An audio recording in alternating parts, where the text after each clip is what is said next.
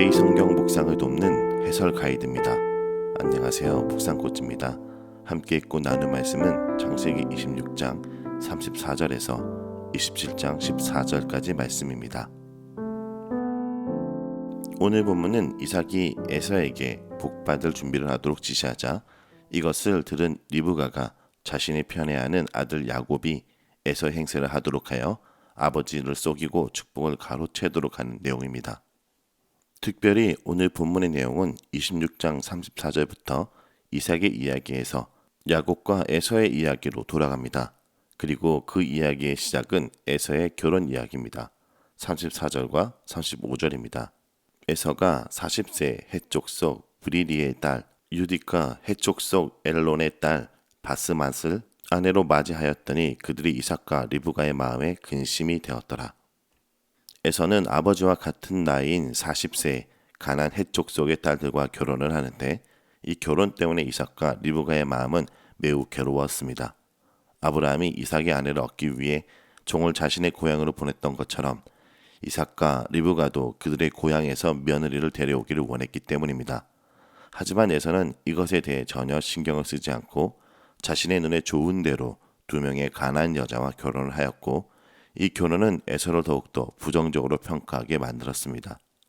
자, 이제 이삭은 나이가 들었습니다. 그래서 한 가지를 결심합니다. 1절과 4절입니다. 이삭이 나이가 많아 눈이 어두워 잘 보지 못하더니 맏아들 에서를 불러 이르되 내 아들아 하매 그가 이르되 내가 여기 있나이다 하니 이삭이 이르되 내가 이제 늙어 어느 날 죽을는지는 알지 못하니 그런즉 내 기구 곧 하살통과 활을 가지고 들에 가서 나를 위하여 사냥하여 내가 즐기는 별미를 만들어 내게로 가져와서 먹게 하여 내가 죽기 전에 내 마음껏 내게 축복하게 하라. 이삭은 나이가 많아지고 늙으면서 눈이 잘 안 보이게 되었습니다. 이렇게 건강에 자신이 없어지고 거동이 불편해진 이삭은 큰아들 에서를 불러들입니다.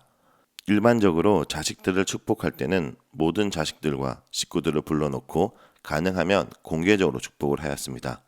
그런데 이삭은 이런 간섭을 무시하고 오직 에서만 불러다가 은밀하게 축복하려고 하고 있습니다. 이것은 자신이 편애하는 에서에게만 모든 축복을 주려는 의도로 보입니다. 고대 사회에서 한 가족의 족장이 내리는 축복이나 저주는 언제나 매우 심각하게 여겨졌으며 구속력을 가지고 있었습니다. 노아가 자신의 아들들에게 한 축복과 저주가 대표적인 예입니다. 그리고 족장이 임종시 하는 말은 훨씬 더 중요하게 여겨졌습니다. 본문에서 이삭은 비록 세약하긴 하였지만 임종을 맞이한 상은 아니며 단지 너무 늙었기 때문에 축복을 통해 에서를 후계자로 세워 집안을 관리하게 하려고 한 것 같습니다. 자, 여기서 이삭은 에서를 매우 다정하게 나의 아들이라고 부르고 에서도 여기 있나이다 대답하여 매우 사이좋은 관계임을 보여줍니다. 이삭은 자신이 늙었고 언제 죽을지 알 수 없으니 에서에게 사냥을 해서 맛있는 고기를 먹게 해달라고 부탁합니다. 그러고 나면 자신이 마음껏 축복을 해주겠다고 말합니다. 3절과 4절에서 이삭은 에서에게 매우 자세하게 사냥 과정과 음식을 가져오는 장면을 설명하고 있습니다. 이것은 이삭이 에서가 사냥해온 고기를 얼마나 좋아하고 기대하는지를 잘 표현해줍니다. 특히 내가 즐기는 별미라는 문장은 탐욕과 연결되어 나오는 표현으로 이삭이 음식에 탐욕이 있음을 보여줍니다. 또한 여기서 나 혹은 나를 위하여 라는 표현을 5번이나 사용한 것과 특별히 4절 마지막에 내 마음것이라는 표현은 에서에게 하려는 축복이 하나님 뜻과는 무관한 이삭 개인의 욕망을 충족시키기 위한 것임을 나타냅니다. 사실 34절과 35절에서 에서는 가나안 여자들과의 결혼을 하여 이삭과 리브가를 매우 괴롭게 만들었습니다. 이러한 중대한 결점이 있는데도 이삭은 에서가 잡아온 고기를 너무나 좋아했기에 모든 허물에 눈을 감고 축복하기로 한 것입니다.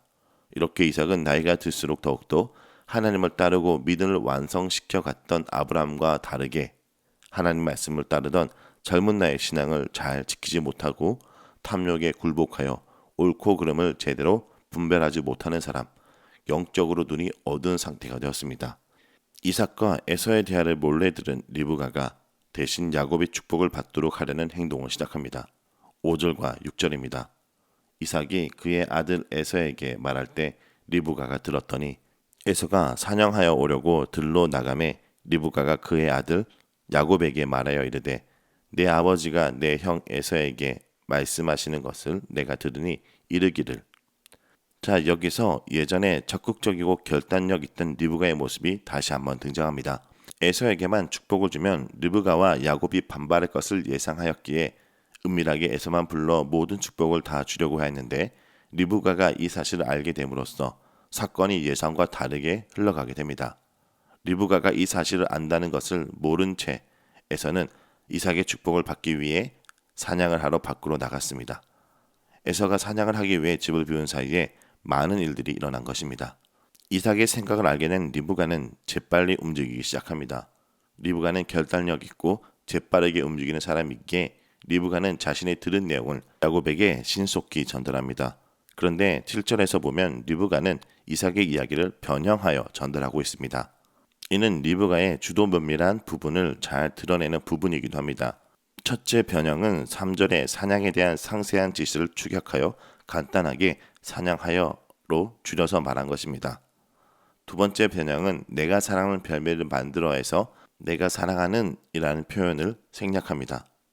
이 두 가지 변형을 통해 사냥한 고기에 대한 이삭의 집착을 약화시키는데 이것은 사냥을 못하는 야곱이 이 말을 듣고 의지가 약해질 수 있다고 판단하였기 때문입니다. 또한 세 번째 변형은 내 마음껏 내게 축복하게 하라 라는 말에서 내 마음껏이라는 단어를 생략하고 대신에 그 자리에 여호와 앞에서 라는 말을 씁니다. 이것은 이삭의 축복이 단순히 족장이나 아버지가 주는 축복이 아닌 여호와의 축복을 받는 매우 중요한 일이라는 것을 강조하고 있습니다. 이러한 중요한 일에 야곱을 제외시키고 에서에게만 축복한다고 말함으로써 장자권에 대한 강한 열망을 갖고 있는 야곱을 자극하고 있습니다. 이렇게 야곱을 자극한 리브가는 8절부터 구체적인 실행 계획을 명령합니다. 8절입니다. 그런즉 내 아들아 내 말을 따라 내가 내게 명령한 대로. 1절에서 이삭이 에서를 부드럽게 내 아들아 라고 하고 부른 뒤에 사냥하여 별매를 만들어 달라고 부탁한 것과 대조적으로 리브가는 내 아들아 라고 부른 뒤에 내 말을 들으라 라고 명령합니다. 여기서 리브가는 어머니의 건의를 이용하여 야곱의 행동을 종용한 것입니다. 9절부터 리브가는 야곱에게 매우 일사불란하게 명령을 내립니다. 먼저 염소떼에 가서 염소 새끼 2마리를 가져오라고 명령합니다. 그러면 자신이 이삭이 좋아하는 방식대로 별미를 만들 것이고 이 만들어진 음식을 아버지에게 갖다 드리고 드시게 하라라는 것입니다. 리브가는 마지막에 그가 죽기 전에 내게 축복하기 위해라며 이 계획의 목적을 다시 한번 언급합니다. 이렇게 리브가가 에서 한 사람에게 주어졌던 명령을 둘이서 나누었고 이삭의 명령을 자신의 방식대로 재해석하여 계획을 짰습니다.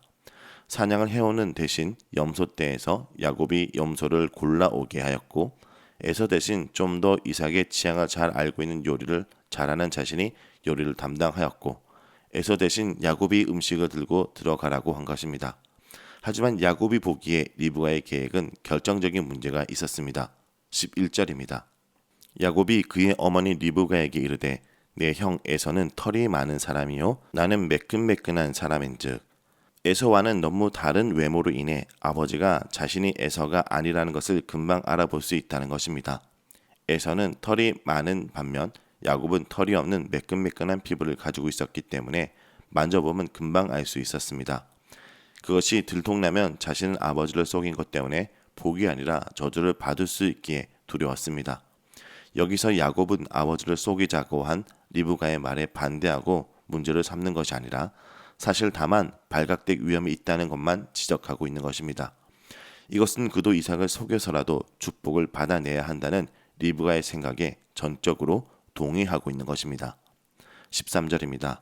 어머니가 그에게 이르되 내 아들아 너의 저주는 내게로 돌리리니 내 말만 따르고 가서 가져오라.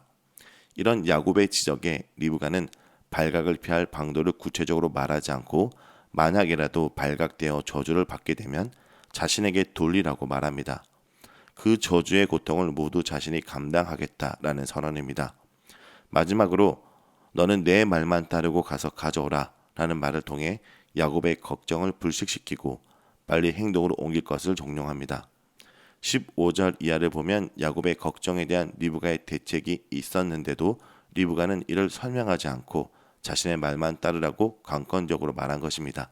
이것은 그들이 계획을 실행할 시간이 많지 않기 때문입니다. 에서가 돌아오기 전에 이 모든 일이 끝나야 했습니다. 야곱과 리브가는 계획대로 염소를 끌어다가 이삭이 좋아하는 별미를 만들었습니다.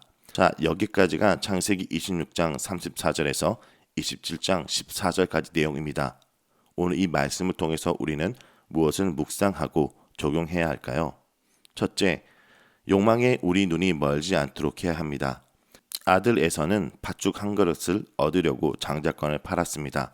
그런데 그 아들의 그 아버지입니다. 이삭 역시 별미에 빠졌습니다.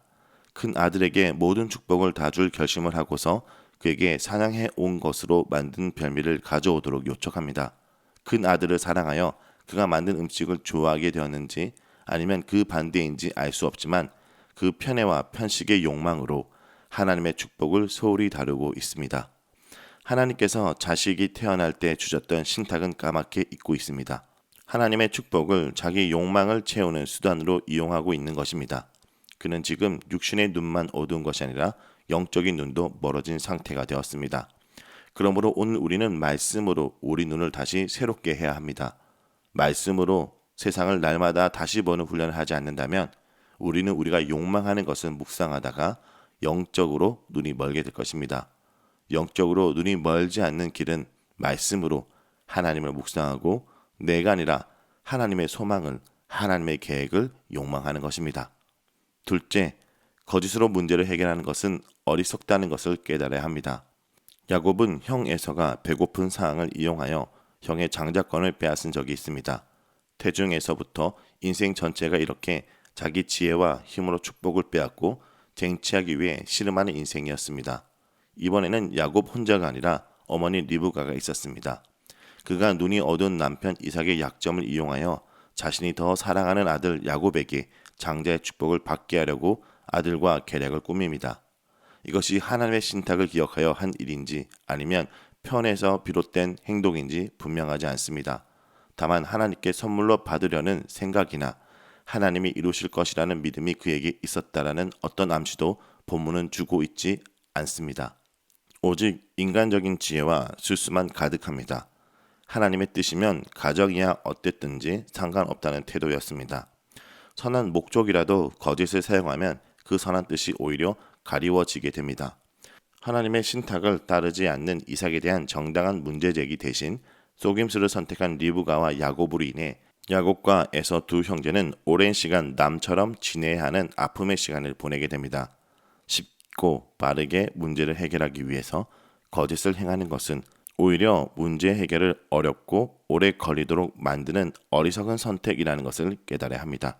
오늘 하루 우리가 어디든지 거짓이라는 방법으로 문제를 해결하지 않고 정직히 하나님의 뜻을 기다리고 하나님의 마음을 묵상하고 하나님을 욕망하며 하나님의 방법으로 문제를 해결하고 나아가는 성도 여러분이 되길 간절히 기도합니다.